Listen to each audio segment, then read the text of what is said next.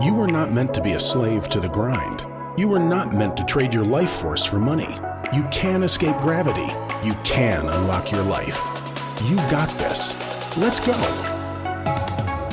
Welcome to Unlock Your Life. I'm your host, Jenny Smith. 2 years ago, we had a property under contract. This was a 208 unit in Tulsa, Oklahoma. It was a great deal. Well, it turned out to be a great deal. We didn't know it was a great deal at the time because it was heavily distressed.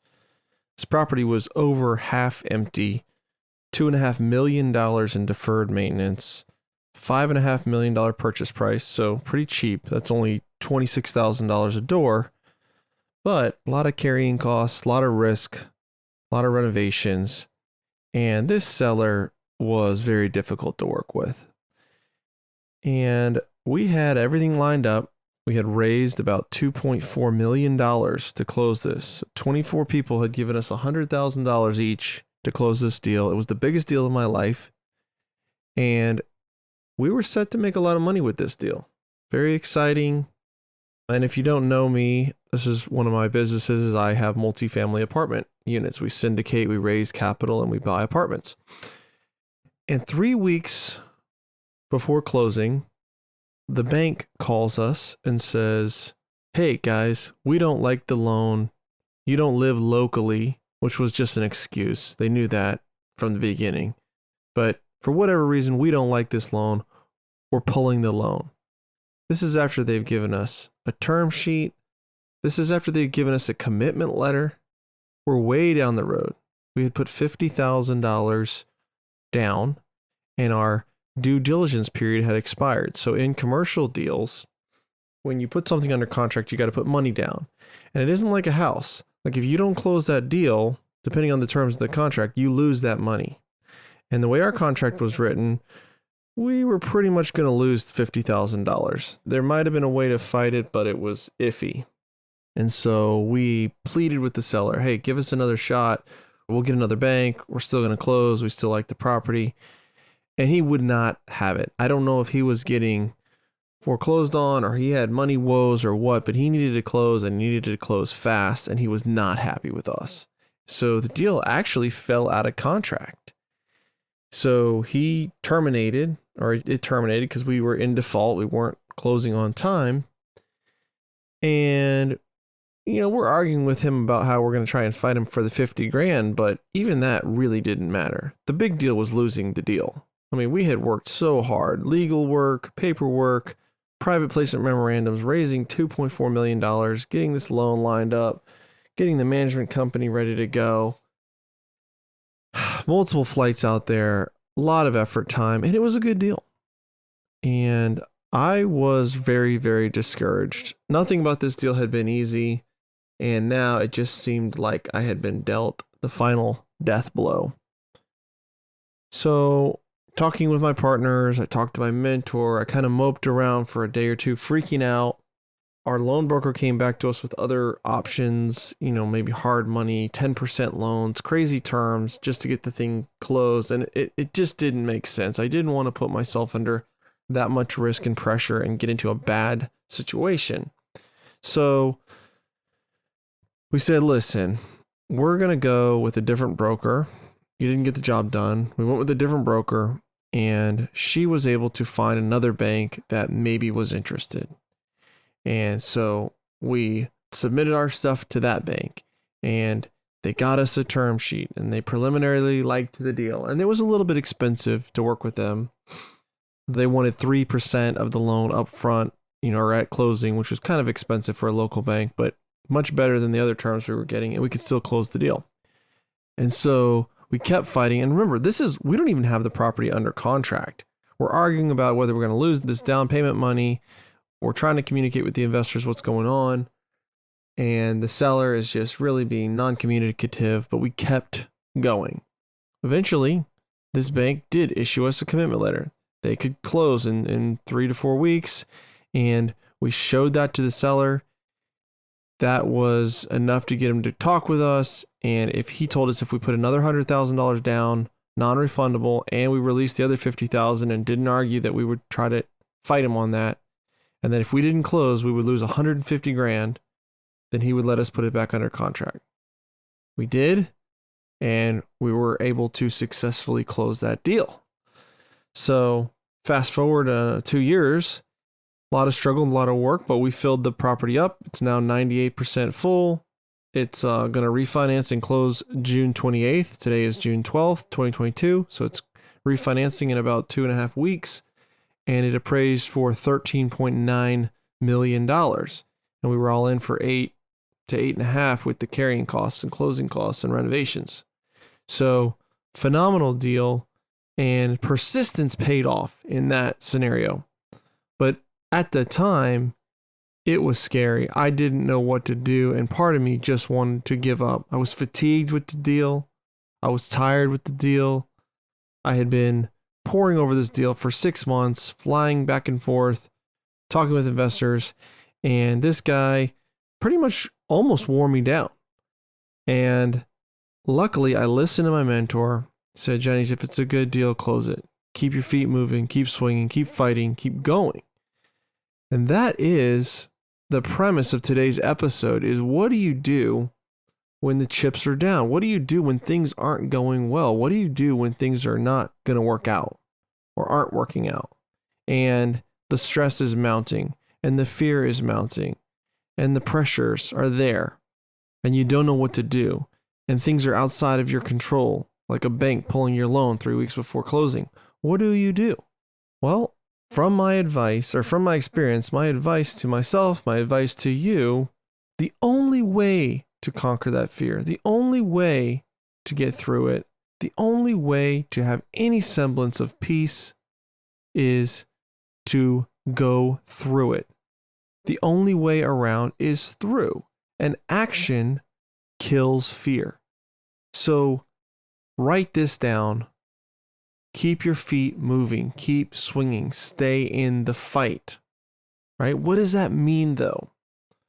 Well, I think you've got to look at what are the things that I can't control and what are the things that I can control. And I think too often we give up. We say, well, I can't control that, or it's out of my control, or it didn't go well, and we just stop.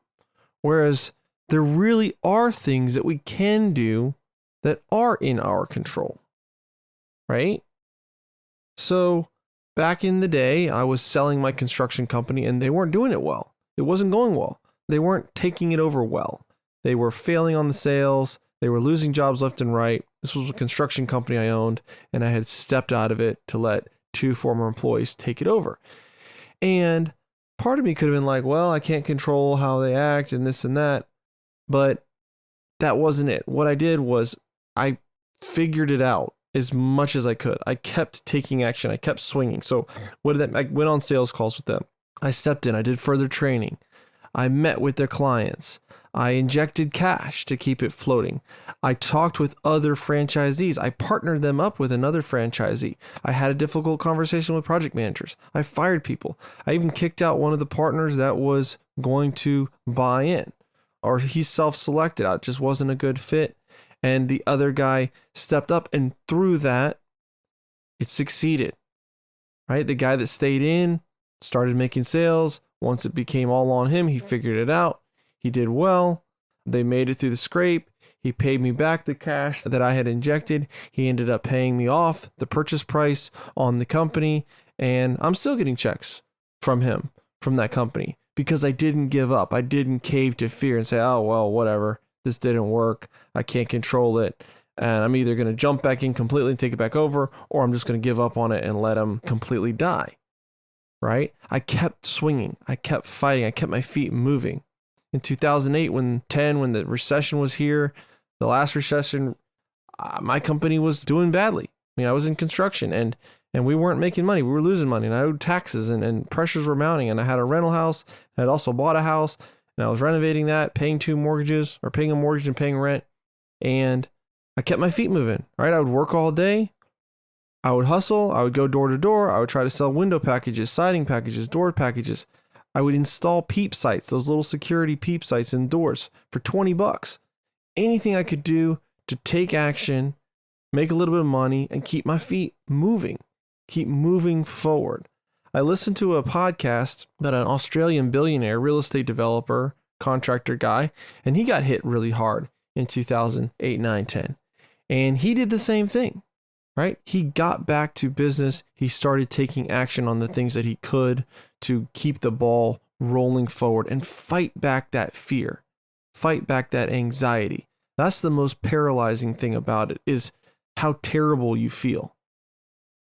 If you've ever owned a business, or you've done anything with risk, or you've ever failed at anything, or felt like you started to fail at things and things were going off the rails, you know what I'm talking about. If you're listening to this show, you probably do know what I'm talking about. And it's hard to mentally wrap your mind around that. It's hard to meditate your way out of that. It's hard to journal your way past this. It's hard to just will yourself to feel better. I get it. I know. I've been there. But what does make you feel better, what does get you progress, what does get you through, is taking action. So when you find yourself in a scenario like this, break it down. You know, I like to do a few exercises. Like one, I've done another episode on this, and I'm not going to focus on this, but one is like going down the worst case scenario and sort of accepting that and seeing the good and changing the thoughts around that, right? So that if that does happen, you're going to survive, you're going to be okay with it, you're going to learn, and we don't want that to happen. That sucks, but it isn't going to end your life. Then going down the other thing of what can I do, right? What options do I have? We were looking at a property where the brokers were telling us, this was another multifamily property, brokers were telling us it was worth a good bit of money. And we said, well, let's sell it. We're kind of going over budget with renovations. COVID slowed us down. Labor costs have escalated, but the prices have gone way up. So let's just go ahead and sell it. We can make a good return and get it off our plate. And so we listed it. And as we're listing it, the rates start to rise. If you're listening to this, we're experiencing, 50 basis points rate hikes every month from the Fed. And so this is putting a damper on buyers and prices, and debt is more expensive, and people are just a little scared and skittish. And so the first group gave us a great offer, then backed out. Then another group gave us a pretty good offer, and then backed and revised their offer much, much lower. And long story short, the offers we're getting 3 months later are almost $1 million less. And I'm thinking, I've got a bridge loan, I've got an expensive loan, it's maturing, I do need to refinance or sell this property. I was going to sell it, so I haven't really been going down the road of refinance. And now I'm getting backed into a corner with these sellers, or these buyers, giving me bad offers that I don't want to take. And so I'm looking at my options and I start to fight back, right? So we submit to the bank, hey, we're not done with the renovation, we've gone over, but we need to refinance. And we talk to multiple banks and start putting it out there. And as we put it out there, I'm already feeling better. Then we start getting responses from the banks. Yes, we like it. We think we can do this. We're interested. Let's put the whole package together, get you a commitment letter. And now, whether we sell it or not, we have options. We're not over a barrel. We have some more leverage, right?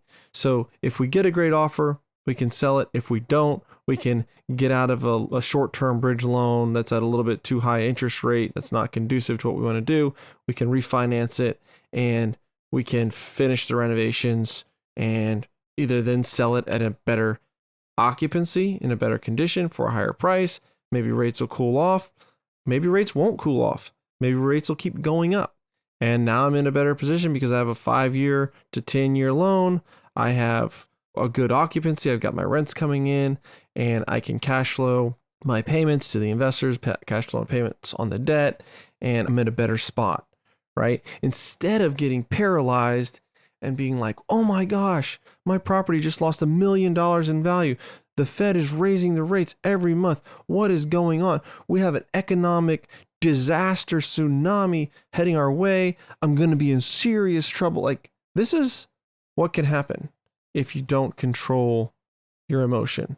And when you think about all the things that you're out of control and you don't do the things that you can control, right? I can control marketing it. I can control putting it out to brokers. I can control refinancing it. I can control putting it out to multiple banks. I can control getting term sheets. I can control all these things, which will make me feel a lot better and give me more options. And there's always something that you can control. And there's always an option C, and there's always an option D and E and F, right? We always think, if I don't do this, then this is going to happen. It's either door number 1 or door number 2. There's always a door number 3. There always is. And if you drop those levels of cortisol in your brain, you relax, and you start to take one step, the next step will become clear. That whole path doesn't become clear at once. And you may have to pivot, right? Everybody has a plan until they get punched in the mouth. You may have to pivot and roll with it. But if you focus on that and what you can control versus what you can't control, and think creatively, that's where people get stuck, is they think, oh, woe is me. Why is this happening to me? There's nothing I can do about this. I don't think the banks will refinance me. The rates are going too high. I don't think that my partners are going to be able to make a sale. I think they're going to run into the ground. There's nothing I can do about it. Oh, I can't pay my bills because the economy sucks. And so I might as well just fold up shop and quit. These are the things that we think about, or I thought about, when you stop focusing on what can I do, right? This victim mentality of everything is happening to me versus everything is happening for me. So let's take a look at the rates. Let's take a look at, if you're in real estate, you may be in real estate listening to this show, the rates maybe are scaring you a little bit. But let's look at them. Let's say that the rates do go up. Well, that's going to make prices of real estate go down, right? That's a good thing. Let's say it's going to make the cost of debt go up a little bit. It's going to shake out some deals that are just on the edge that never should have been bought. It's going to motivate some sellers that maybe are running low on options, or they don't want to do it anymore. They want out, and they're willing to just get out to break even, or maybe even get out at a loss if they have to, but they want to get out. So it shakes those people out. It's also going to maybe slow down inflation. Maybe it's going to be good for our country overall. Healthy, right? We have to do something about this. And if we keep lowering interest rates, inflation will keep rising. It's going to make labor prices probably come down. It's going to make construction timelines speed back up. It's going to settle out and calm down a lot of this crazy stuff that's been going on with the great pandemic that needs to be shaken out. And so it's not all bad. And if the Fed can do a soft landing, then great. And if they can't, then we've got to be prepared, right? I don't know what's going to happen. I don't have a crystal ball. I'm not one of these doom and gloom, like I hope for an apocalypse or want the next, 2010, 2008 Great Recession. I don't.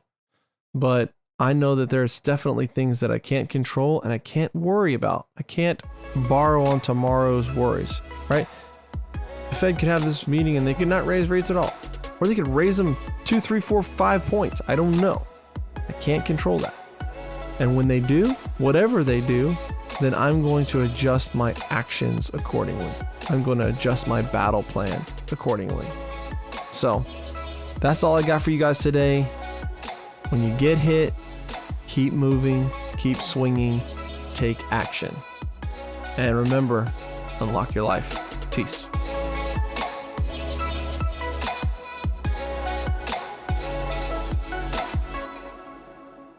This is the podcastfactory.com.